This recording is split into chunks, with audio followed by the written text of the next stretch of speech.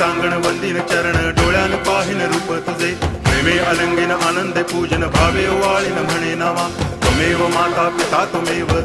बंधुश्च सखा त्वमेव विद्या तरुणं त्वमेव सर्वं मम देव कायेन वाचा मनसेन्द्रियैर्वा बुद्ध्यात्मना वा प्रकृति स्वभावात् करोमि यद्यत् सकलं परस्मै नारायणायति समर्पयामि अच्युतं केशवं रामनारायणं कृष्णदामोदरं वासुदेवं हरि गिरिधरं माधवं गोपिकावल्लभं जानकीनायकं रामचन्द्रं भजे हरे राम राम राम